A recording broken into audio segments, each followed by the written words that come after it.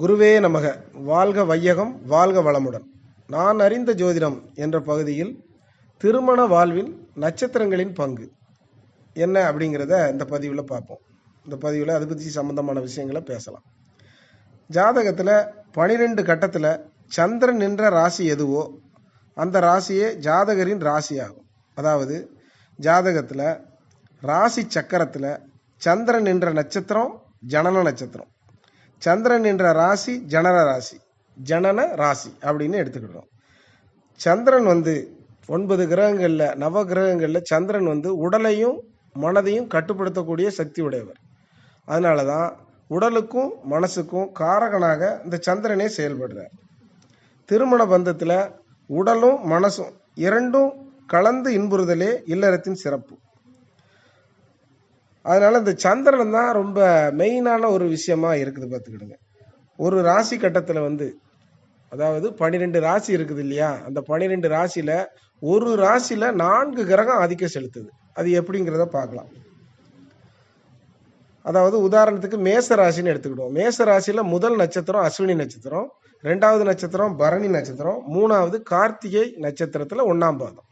இதில் இந்த அஸ்வினி நட்சத்திரம் கேதுவோட ஆதிக்கம் பெற்ற நட்சத்திரம், பரணி நட்சத்திரம் சுக்கிரனோட ஆதிக்கம் பெற்ற நட்சத்திரம், அடுத்ததா கார்த்திகை நட்சத்திரம் இது சூரியனோட ஆதிக்கம் பெற்ற நட்சத்திரம். ஆக இந்த 3 கிரகம் வந்துருச்சு. என்னென்ன கிரகம்லாம் வந்திருக்கு? கேது, சுக்கிரன், சூரியன்.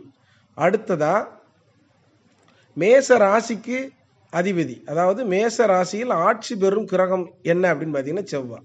ஆக 4 கிரகம் ஆச்சு இப்போ நமக்கு. அதாவது என்னென்ன கிரகம்லாம் அப்படின்னாட்டா, மேச ராசிக்கு அதிபதியான செவ்வாய், அஸ்வினி நட்சத்திரத்திற்கு அதிபதியான கேது, பரணி நட்சத்திரத்துக்கு அதிபதியான சுக்கிரன், கார்த்திகை நட்சத்திரத்துக்கு அதிபதியான சூரியன். ஆக இந்த 4 கிரகங்களும் ஒரு ராசியில் ஆதிக்கம் செலுத்துகிறாங்க. இப்போ ஒரு வீட்டில் கணவன் மனைவி, அந்த இருவரில் மனைவியோட ஜாதகத்தில் மேச ராசி, சந்திரன் மேச ராசியில் இருக்காங்கன்னு வைங்களேன். அந்த கணவர் என்ன நட்சத்திரமாக இருந்தால் அந்த ஃபேமிலி நல்லா இருக்கும் அப்படிங்கிறத பார்ப்போம். அந்த கணவர் சுக்கிரன், புதன், சனி இந்த கிரகங்களின் ஆட்சி பெறக்கூடிய, இந்த கிரகங்கள் ஆட்சி பெறக்கூடிய ராசிகளாக இருந்ததுன்னா ரொம்ப சிறப்பாக இருக்கும். என்னன்னு பார்த்தீங்கன்னா, சுக்கிரன் ரிஷப ராசிக்கும் துலா ராசிக்கும் அதிபதி, புதன் மிதுன ராசிக்கும் கன்னி ராசிக்கும் அதிபதி, சனி கும்ப ராசிக்கும் மகர ராசிக்கும் அதிபதியாக இருக்கார். அதே போல் இந்த சுக்கிரன், புதன், சனி இந்த 3 கிரகங்களோட ஆதிக்கம் பெற்ற நட்சத்திரங்கள் என்னன்னு பார்த்தீங்கன்னா, சுக்கிரனுக்கு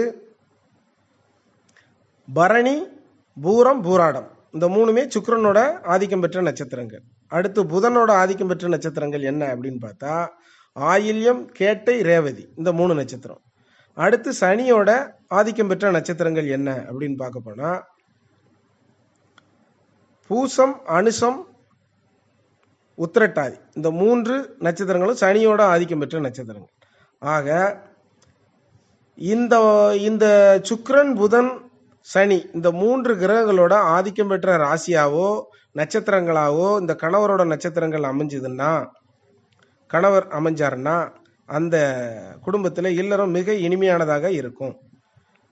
இதில் இந்த புதன் என்ன, இதில் விதிவிலக்கும் இருக்குது. என்னன்னு பார்த்தீங்கன்னா, புதனோட ஆதிக்கம் பெற்ற ராசி கன்னி ராசி, மேச ராசிக்கு கன்னி ராசி 6வது ராசியாக வருது. அப்படி வரும் பொழுது அது கொஞ்சம் விளக்கப்பட வேண்டிய ராசி, தவிர்க்கப்பட வேண்டிய ராசி அப்படின்னு எடுத்துக்கணும். அடுத்ததா புதனோட ஆதிக்கம் பெற்ற நட்சத்திரமான கேட்டை நட்சத்திரமும் சனியோட ஆதிக்கம் பெற்ற நட்சத்திரமான அனுச நட்சத்திரமும் விருச்சிக ராசியில் வருது. பார்த்துக்கிடுங்க. ஆக இந்த விருச்சிக ராசி என்னன்னாட்டா மேச ராசியிலிருந்து 8வது ராசியாக வருது. ஆக இந்த விருச்சிக ராசியவும் தவிர்க்கணும். அப்படின்னா கன்னி ராசி, விருச்சிக ராசி இந்த 2ஐயும் தவிர மற்ற ராசிகளான ரிஷப ராசி, துலாம் ராசி, மிதுன ராசி, மகர ராசி, கும்ப ராசி, அதுபோக நட்சத்திரங்கள் அப்படின்னு எடுத்துக்கிட்டா பரணி, பூரம், பூராடம் சுக்கிரனோட நட்சத்திரங்கள். அடுத்து புதனோட நட்சத்திரங்கள் ஆயில்யம், ரேவதி சனியோட நட்சத்திரங்கள்.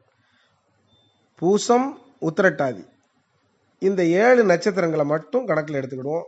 ராசிகள்னு எடுத்துக்கிடும் பொழுது ரிஷபராசி, துலாம் ராசி, மிதுன ராசி, மகர ராசி, கும்பராசி.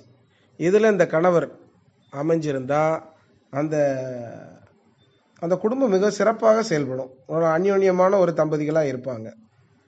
அதனால் அந்த மேச ராசிக்கு பெண் பார்க்கக்கூடிய பெற்றோர்களோ அல்லது வரன் தேடக்கூடிய பெற்றோர்கள் இந்த மாதிரியான ஒரு அமைப்புள்ள, அதாவது சுக்கிரன், புதன், சனி இந்த கிரகங்களோட ஆதிக்கம் பெற்ற ராசிகள், நட்சத்திரங்களை தேர்ந்தெடுத்தா அந்த குடும்பம் மிக இனிமையானதாக அமையுங்கிறத தெரிஞ்சுக்கிட்டு தேடினா சிறப்பாக இருக்கும். அடுத்து ஒவ்வொரு ராசிக்கும் அடுத்தடுத்த பதிவுகளில் பார்ப்போம். வாழ்க வையகம், வாழ்க வளமுடன். குருவே நமக.